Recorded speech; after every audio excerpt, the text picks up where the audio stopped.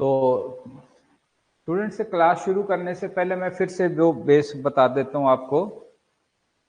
जितने भी PSSB या पंजाब पब्लिक सर्विस कमीशन के जितने भी पेपर होते हैं, इससे अलावा और भी आप पंजाब के जैसे पंजाब पुलिस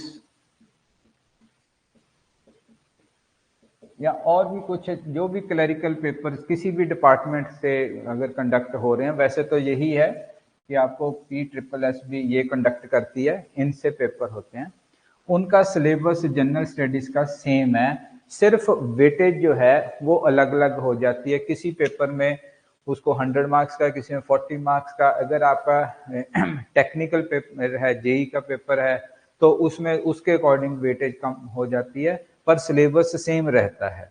दैट मीन्स जो अभी हम कर रहे हैं वो पंजाब के सभी जितने भी एग्जाम्स कंडक्ट होंगे उनके लिए ये एक इम्पॉर्टेंट टॉपिक्स हैं, उनको करने का तरीका जो है इस यहाँ पे आएगा। ठीक, तो जितने भी मैंने पहले जो लेक्चर में आपको 9 टॉपिक्स बताए थे, जिसमें 8 टॉपिक्स हैं और एक करंट अफेयर आता है, तो उन्हीं टॉपिक्स के ऊपर आपको क्वेश्चंस आएंगे और उन्हीं टॉपिक्स को हम डायरेक्ट यहाँ पे डील कर रहे हैं। तो दूसरा, इसमें जो मैंने उसमें बताया था कि जीके प्लस करंट अफेयर है, दूसरा पॉइंट हमने ये डिस्कस किया था, जीके प्लस करंट अफेयर। तो करंट अफेयर जो है, जो हमारे 8 टॉपिक्स हैं ना, उन्हीं के बेसिस के ऊपर है। उनको नेशनल और इंटरनेशनल लेवल पे देखना है और उनसे रिलेटेड ही आपको करंट अफेयर मिलेगा।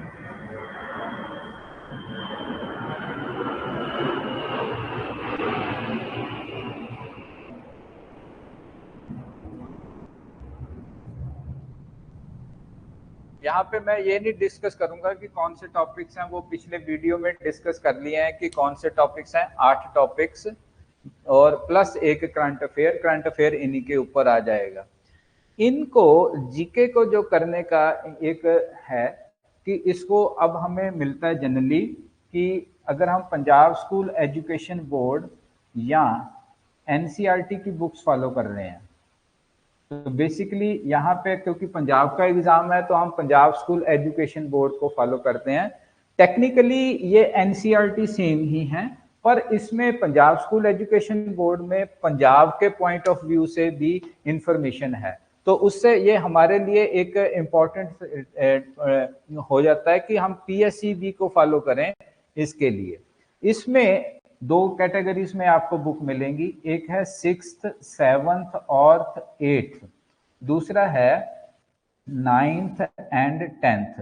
तो अगर तो आपको कुछ मतलब आप कह सकते हो कि मेरे बेसिक्स क्लियर नहीं है या अच्छे से नहीं पढ़ा, आप इसको 6, 7, 8 को पढ़ोगे। पर जहां पे आपको लगता है कि अब मेरे बेसिक्स क्लियर हैं, तो जितने भी इकोनॉमिक इश्यूज की बात होती है या इन्वायरमेंटल इश्यूज की बात होती है, उनके लिए ये 9th और 10th पढ़ना जरूरी है, क्योंकि इसी बेस के ऊपर वो इश्यूज डेवलप किए गए हैं या डिस्कस किए गए हैं। इस तरह से 2 तरह से आप बुक्स को पढ़ोगे। 6, 7, 8 अगर आपको लगता है कि मेरी इंफॉर्मेशन या मेरी नॉलेज अच्छी नहीं है, तो एक बार पढ़ लो, बहुत ज्यादा टाइम नहीं लगता, क्लास में भी हम डिस्कस करते चले जाएंगे। फिर आप दूसरा है कि अब 9th 10th पढ़ना है, इतनी ही जनरल स्टडीज में हमें जरूरत पड़ती है और सफिशिएंट है। इनमें से हम मोर और लेस सारे क्वेश्चन कर जाते हैं। इसके अलावा जो फिर इन 8 टॉपिक्स के बेस्ड के ऊपर जो कुछ करंट अफेयर बनते हैं, उनको ही आप पढ़ो। न्यूज़पेपर पढ़ो, न्यूज़पेपर में इनसे रिलेटेड कोई इंफॉर्मेशन आती है वो करो। बाकी जब हम क्लास लगाएंगे करंट अफेयर में, तो इन्हीं टॉपिक्स के आधार पे जो पिछले 6 महीने के टॉपिक्स होंगे, मतलब इसमें करंट अफेयर में आएंगे मेन पॉइंट, उनको हम डिस्कस कर लेंगे, तो वो सारा कवर हो जाता है। इसलिए करंट अफेयर हमेशा लास्ट में किया जाता है, एग्जाम से नजदीक जब चले जाते हैं तो पिछले कंटेंट्स को हम उसको कर लेते हैं। तो इस तरह से अब आपको ये ध्यान रखना है कि जो ये क्लास चल रही है इस जनरल स्टडीज की, जनरल साइंस की, ये सभी एग्जाम्स के लिए है। ऐसा नहीं है कि किसी एक पर्टिकुलर एग्जाम के लिए। इनमें पंजाब के सारे एग्जाम्स सारे के सारे एक ही सिलेबस के साथ हैं, वेटेज अलग अलग है, सिर्फ वो किसी में 10 मार्क्स है, किसी में 20, जैसे कुछ आ जाएगा तो आप अपने हिसाब से उसको करोगे। ओके, गगन भी आए हैं जी, चलो जी। तो इस तरह से आपको ये सारे का सारा बेनिफिटेड है, ये सारे की कोई भी एग्जाम करोगे उसमें ये सारे आएंगे। इसका मतलब आपको इन पे ध्यान देना है, जैसे जिस तरीके से मैं आपको बताता जा रहा हूँ, क्लास में हम डिस्कस करेंगे। अच्छा, ये बुक्स कहाँ से मिलेंगी? पंजाब स्कूल एजुकेशन बोर्ड की बुक्स कहाँ से मिलेंगी? आप वैसे भी परचेज कर सकते हो, पर आप अगर इनकी वेबसाइट पे जाओगे ना, पंजाब स्कूल एजुकेशन बोर्ड की वेबसाइट के ऊपर, तो वहां के ऊपर आपको पीडीएफ मिल जाती है बुक्स की। ठीक है, आपने क्योंकि आपने जैसे 6, 7, 8 की पढ़नी है तो कोई ऐसे पंजाब परचेज करने की जरूरत नहीं, आप पीडीएफ पढ़ लोगे एक बार। छोटे बच्चों की पीडीएफ है, आराम से समझ आ जाती है और सब कुछ हमें अच्छे से समझ आ जाता है। दूसरा, जो क्लास नोट्स हैं जो मैं बोर्ड पे लिखता हूं ना, क्लास नोट्स, वो एज इट इज आप नोट करो, क्योंकि वो इंपॉर्टेंट पॉइंट्स होते हैं। पर जब आप आज तो नोट कर लिया, पर ये जब आप 1 महीने बाद देखोगे तो बहुत सी बातें मिस हो जाती हैं। जहाँ आपने कोर्स पूरा हो गया, अब आप एग्जाम देना चाहते हो, तो आप इसके साथ पंजाब स्कूल एजुकेशन बोर्ड की बुक भी पढ़ा करो। जब रिवीजन करनी है, रिवीजन में ये दोनों आएंगे। जब आप क्लास नोट्स को रिवाइज करोगे तो आपको आइडिया हो जाएगा कि क्लास में कैसे पढ़ाया था, और पंजाब स्कूल एजुकेशन बोर्ड की बुक को दोबारा से पढ़ोगे तो उससे और भी इंफॉर्मेशन जो आपको क्लैरिटी में हो जाती है।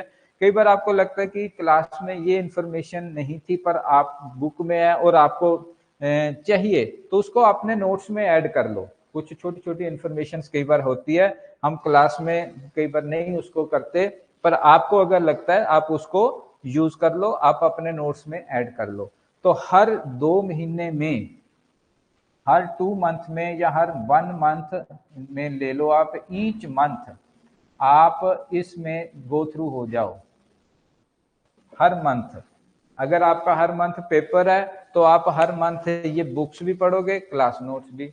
अगर नहीं पेपर है तो हर मंथ आप इनको गो थ्रू होते चले जाओगे। बड़ा 6, 7, 8 को पढ़ने में ज्यादा टाइम नहीं लगता, हमें सिर्फ एसएसटी की ही बुक पढ़नी है। ऐसा नहीं कि हमने सारा कुछ पढ़ना है, एसएसटी की ही बुक पढ़नी है, उसी से सारा कवर हो जाता है। पॉलिटिकल हमारा कवर हो जाता है, इकोनॉमिक्स कवर हो जाता है। बेसिकली 6, 7, 8 तक तो इकोनॉमिक्स है भी नहीं, तो हिस्ट्री कवर हो जाती है, ज्योग्राफी कवर हो जाती है, जो जो इन्वायरमेंट कवर हो जाता है। तो जो जो टॉपिक आपको लगते हैं वो कवर हो जाते हैं। सारे करने की भी जरूरत नहीं होती। जैसे आपको ज्योग्राफी नहीं है तो ज्योग्राफी मत पढ़ो, उसमें सिर्फ आप 7th स्टैंडर्ड में जाओगे तो इन्वायरमेंट से रिलेटेड आपको इंफॉर्मेशन है, उसको पढ़ो। इससे ज्यादा आपको करने की जरूरत नहीं है। तो आप